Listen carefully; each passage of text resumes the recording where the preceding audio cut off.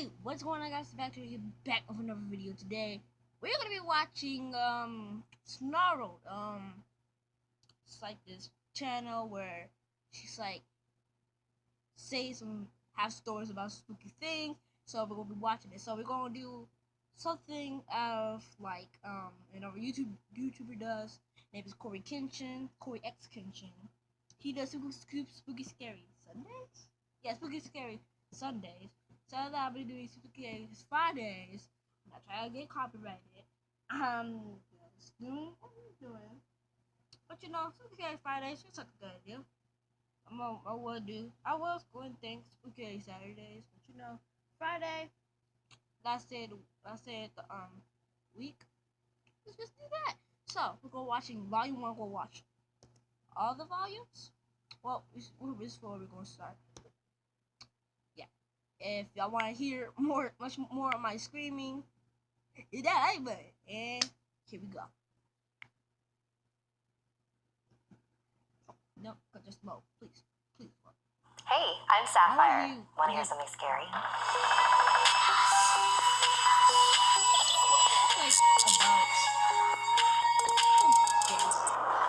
It's not actually that scary. It's like fantasy.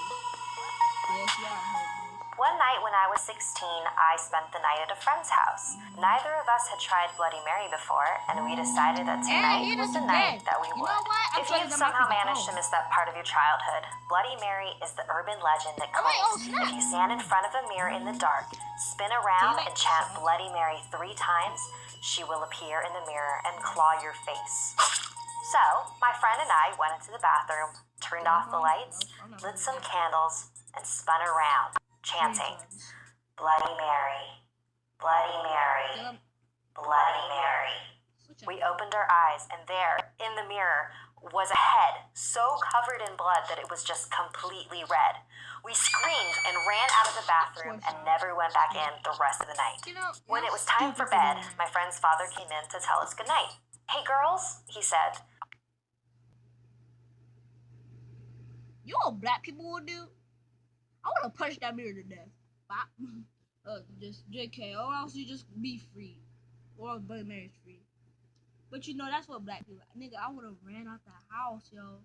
Yo, this man tripping. Why would y'all do that anyways? I would never do that. I'm not trying to, contact, a demonic person. Why would I do that? That's being stupid, alright? Stop being stupid. Or so we'll get dummy smacked to your mouth, to your head. There you go. Are any of you on your period by any chance? No? Why do you ask? Oh, okay, well, there's blood on the bathroom floor, so I'd like you to clean it up when you get a chance, please. Blood on the bathroom floor?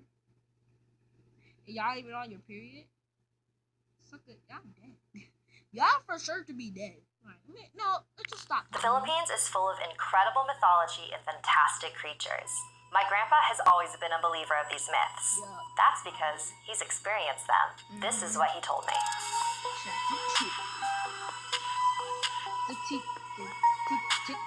I lived in a rural town in the Visayan Islands of the Philippines. I was in my mid-20s and working late one night. It was about 2 o'clock in the morning when I began to walk my way to the bus station, my way lit only by the full moon. I've walked this path many times. I passed by this house that had a dog in the yard that would always bark at me when I passed. But tonight, it just stared and just watched as I walked by. And that's when I heard it. A very strange sound in the distance. I had heard of the tikwi, sometimes known as a wak-wak or aswang. It separates from the lower half of its body to fly around at night, searching for any living soul, to rip out their hearts with their taloned feet and feast. And when you hear its call, you know it's hungry. So I continued walking towards the bus station, and I could still faintly hear the sound. And I saw that there was a security booth with a guard inside. I didn't want to wait at the station alone, so I slipped inside the booth and waited with the guard. I still wasn't sure if I was imagining the sound, but from the look on the guard's face, I'm pretty sure he heard it too. So we both just sat there, motionless. Finally, the bus arrived, and I ran out of the booth and onto the bus and rode all the way home, the sounds of the tikwi growing fainter and fainter. The next day, I told my coworkers what had happened, and that's when one of them told me, Tiquis are master tricksters. The further away they sound, the closer they are. That's crazy. This is a story that was passed around a lot when I was younger, and it still gives me chills to this day. Let me tell you about the man who was a little too curious. Check it. You know, I was driving home from a business trip and decided to stay the night in a motel that I found on the roadside. After checking in, I walked down the hall to my room, but on my way I noticed a door that was all boarded up and covered in police tape. As soon as I passed it, I could have sworn I heard someone singing from inside the room. There was one spot of the door that was still uncovered. You already know about that happened. So you think I'm playing, nigga? I'm out.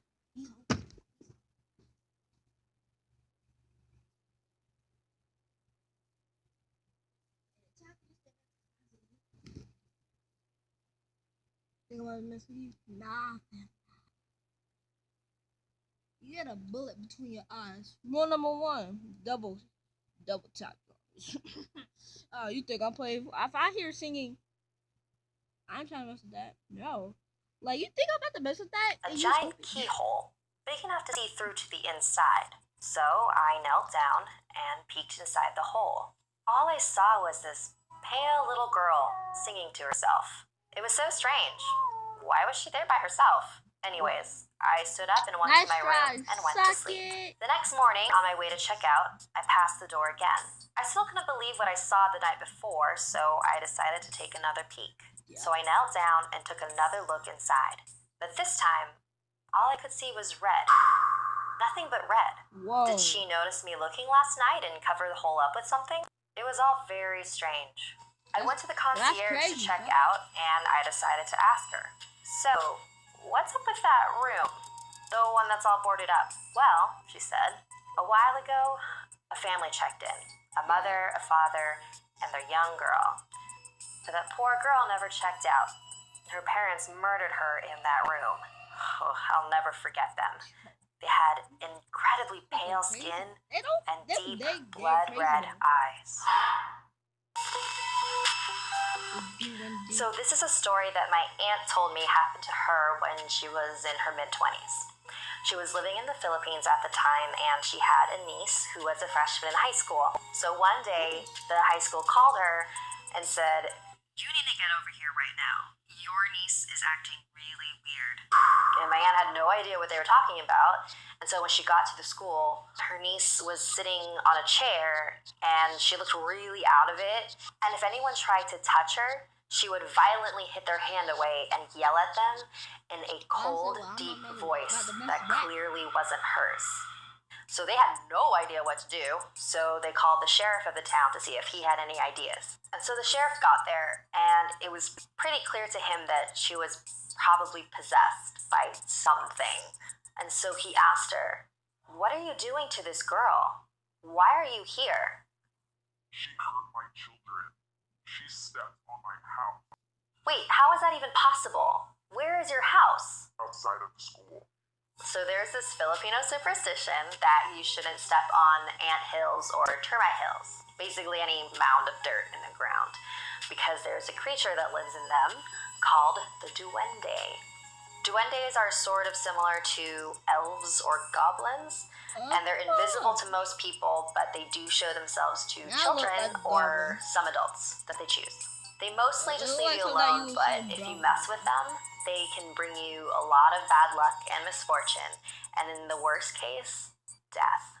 And right outside the school is filled with anthills. So unfortunately, my aunt's niece did not know about this rule. So the sheriff started pleading with this spirit inside the girl. "She's just a kid. I'm sure it was just an accident. What can we do so that you will forgive her and leave her alone?"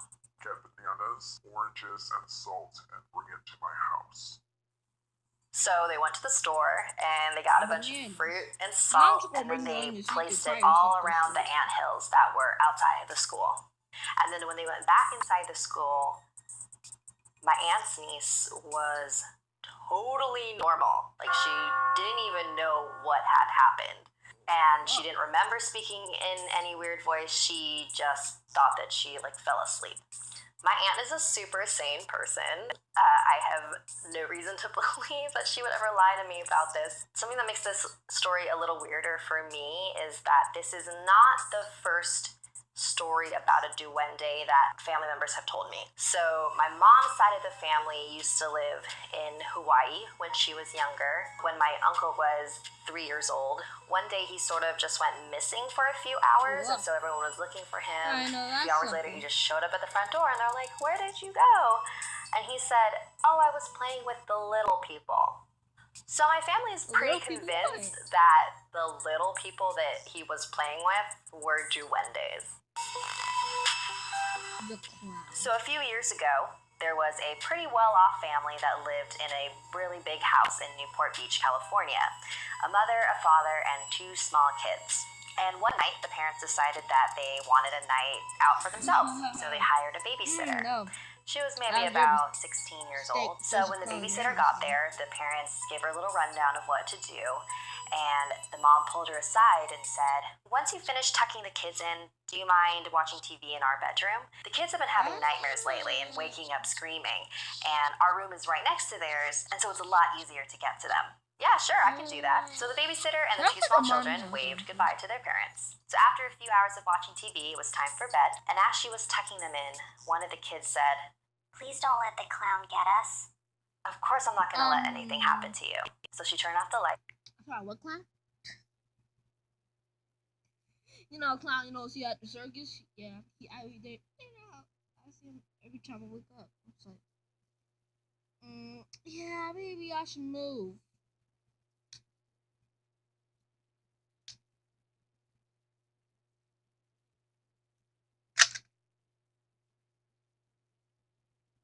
This is a good one. And if I could, okay. And went next door to the parents' room like the mom had asked. But the second that she stepped inside, she froze. In the far corner of the room was a clown statue. Just a really lifelike, detailed, creepy ass statue. No wonder these kids have been having nightmares.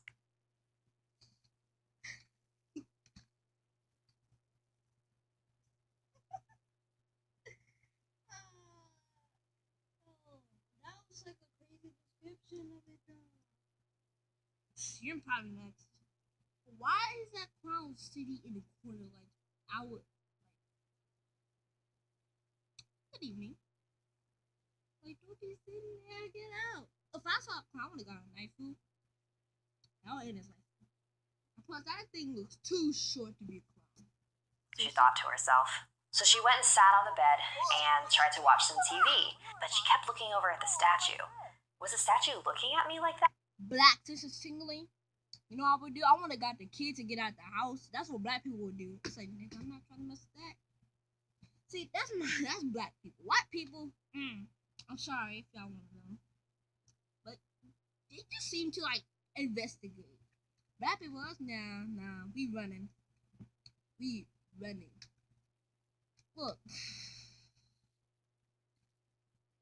I'm in a horror movie and someone treats me like Michael Myers, the white people still investigating. It's like, I'm running. What are you talking about? I'm not trying to be with y'all. Get out here. I love you. I mean, hey, you could die, but I'm not about to be with you. Before? You could die. It was way too creepy for her, so she decided to go downstairs to the living room and watch TV there until the parents came back. So she's watching some TV for a while, and then her phone rings, and it's the parents just checking in. "Hey, we're on our way home. Just wanted to check in and see how things are going." "Everything's great. The kids are all asleep and in bed. I hope it's okay, but I decided to watch TV downstairs instead. Your statue was really creeping me out." Oh my.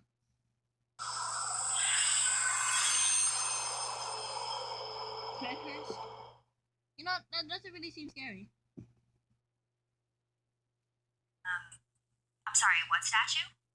The clown statue in your room. What statue? I would have got the kids around the house already. Dang. What statue? Wait, so y'all don't have a clown statue? No, we don't have a statue.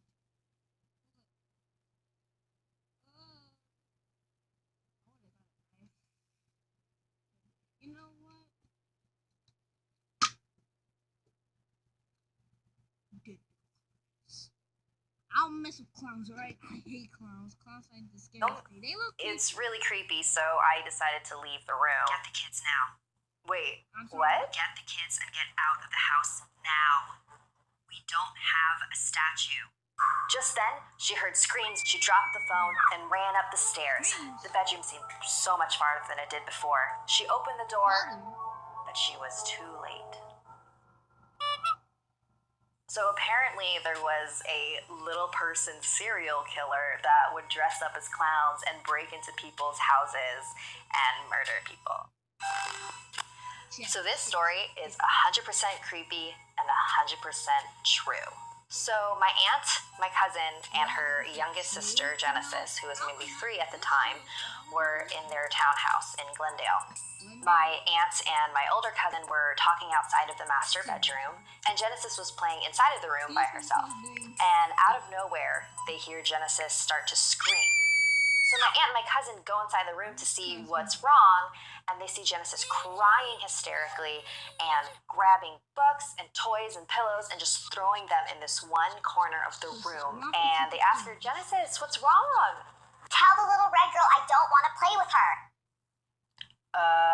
So my aunt and my cousin grab Genesis and they get out of the house and they head to McDonald's to go get a Happy Meal so that they can calm her down. So when they got home, they remembered that Genesis made a huge mess in the room, so they went to go clean it up. But when they went inside the room, everything was already put away. We're leaving again, so they left the house again. So my aunt was telling her neighbor at the time about what had happened and what Genesis said she saw, and her neighbor told her that a little girl had actually died in that complex 15 years earlier. They moved out like 6 months later.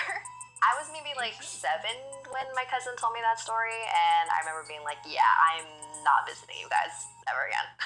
I was actually talking to my cousin Genesis about this recently over the holidays, and she said that she actually used to play with that little girl a lot.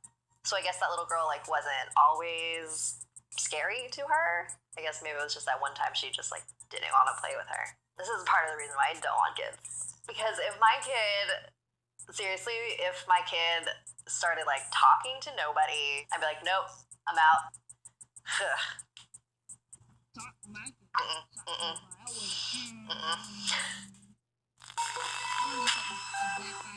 Have you heard of the Black-Eyed Children? It's not an early 2000s cover band consisting of infants. It's a phenomenon that's been increasing in popularity over the past few years. The basic story is always the same. Hold on, that's too messed up. It's not an early 2000s cover band consisting of infants. It's a phenomenon that's been increasing in popularity over the past few years. The basic story is always the same. You're in your house, and then in the middle of the night you hear a knock on your door. And if you open the door, you'll see 2 young children with completely black eyes. They'll ask if they can come in. Whatever you do, don't let them in. Whether they actually exist or not, this is the creepiest encounter that I found online. This woman made the mistake of letting the Black-Eyed Children in. This is what happened. So this woman and her husband live in a rural town in Vermont, sort of in the middle of nowhere. And one snowy night, they are awoken at 2 a.m. to a really loud banging on the door. So they open the door, and they see a young boy and a young girl, and they're definitely not appropriately dressed for the snow. They're avoiding eye contact and just staring at the ground. They're feeling really uneasy about these kids. And so they ask them, where are your parents? Dead? They'll be here soon. Can we come in? So this woman and her husband just looked at each other, and despite all of their instincts telling them not to, they decided to let the children in. What's wrong with you white people? Get your facts right. Stop. Don't let them. If they were looking at the ground, I'll say, I can't hear you. Just put your head up. Put your head up. They got black eyes, fully black eyes. I'm not gonna mess with that. I'll say, no. If your instincts are telling you, despite you not to let them in, and then you let the children in, what? Are you stupid? So the woman went into the kitchen to make everyone some hot cocoa, and her husband went into the living room and was sitting there with the kids and trying to get more information out of them. And that's when she noticed her cat was acting really weird. Wow. Usually her cat is really friendly and likes to approach any guests that come into the house. But this time, he just hid underneath the kitchen table and was staring at the children and growling very lowly. So the woman took the hot cocoa and went into the living room, and she noticed that her Wow. husband had his head in his hands. I feel really dizzy. The woman went to hand the cocoa to the children, and that's when they looked up at her for the first time. Their eyes were completely black. No whites, just black. I mean, I see two. Maybe use the restroom? And the kids left for the hallway. The woman turned to her husband and said, "Did you see their eyes?" Her husband lifted his head up, and his nose was bleeding. Just then, the power went out. She couldn't help but think that the presence of these children had something to do with this. So the woman stumbled her way over to the bathroom to see if she could get a tissue, and the two children were just standing there in the hallway. Minutes. Our parents are here. So the kids went to the front door, left it wide open, and the woman saw these two really tall men in dark suits standing at the edge of their There's your driveway. parents. The woman waved at them, but they didn't react at all and went in their car, and all four of them drove away. The power came back on about half an hour later, but not everything went back to normal. A few days later, 3 of their 4 cats went missing, and one night they came home to find their cat dead in a puddle of its own blood. That's Her right. husband continued to have nosebleeds, and when he went to the doctor, he was diagnosed with a very aggressive type of skin cancer, a type that's linked to overuse of indoor tanning beds, which he's never used. She also claims that she started getting nosebleeds and feeling really dizzy randomly, and even some unspeakable things that she refused to disclose in her story. So this is another story from my cousin, because she's the worst. She was about 16, and she was over at a friend's house for a slumber party. And her friend has a collection of really expensive porcelain dolls, like all along the shelves. She also had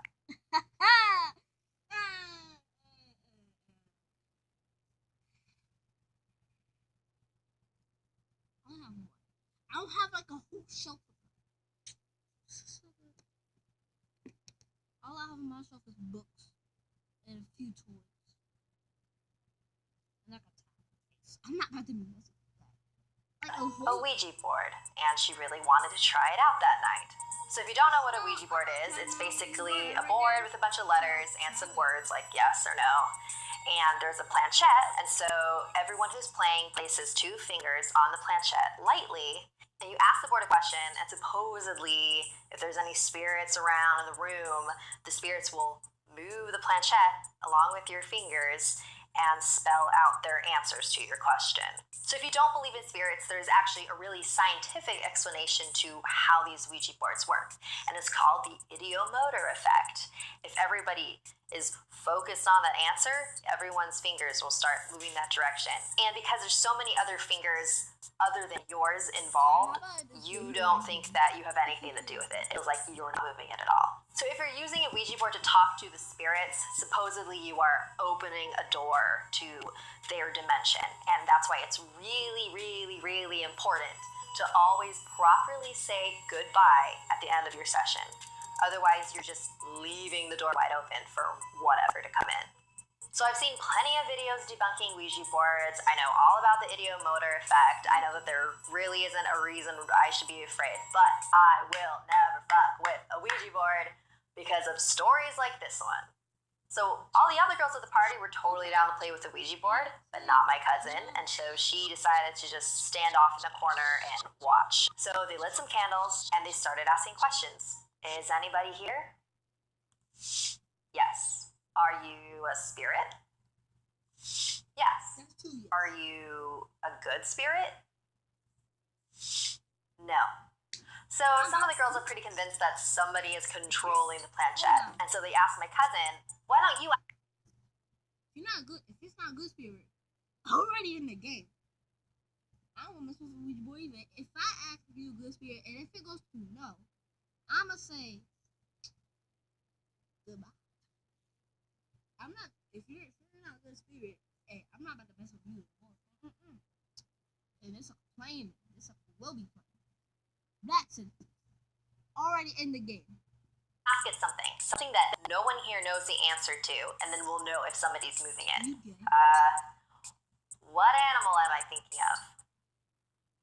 Turtle.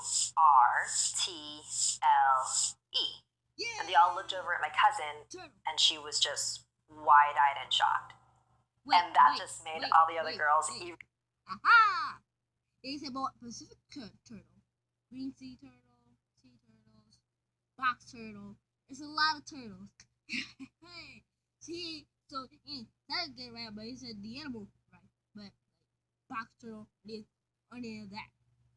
Even more excited. So they continued to play, and eventually they asked, "Where are you?" COLL.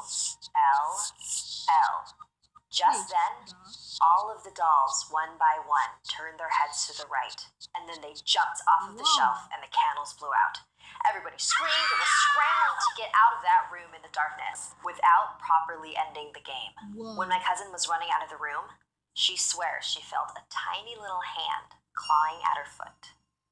Obviously, none of the girls slept in that room that night. So the next morning, they grabbed trash bags and started tossing all of the dolls into the trash bags. And my cousin's friend's mom came over and was like, "What are you doing? You love these dolls." "Not anymore, Mom."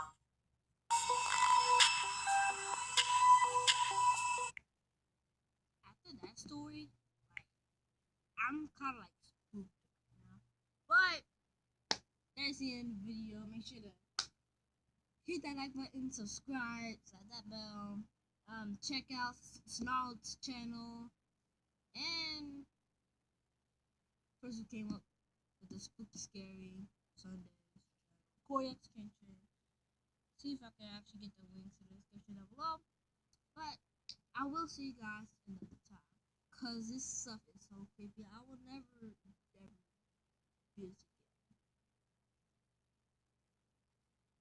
Keep swimming, and I'll see you guys in the next time. Bye, guys. You know, I need to probably this video. Thought no you before. So bye, guys. Let's keep on swimming the video.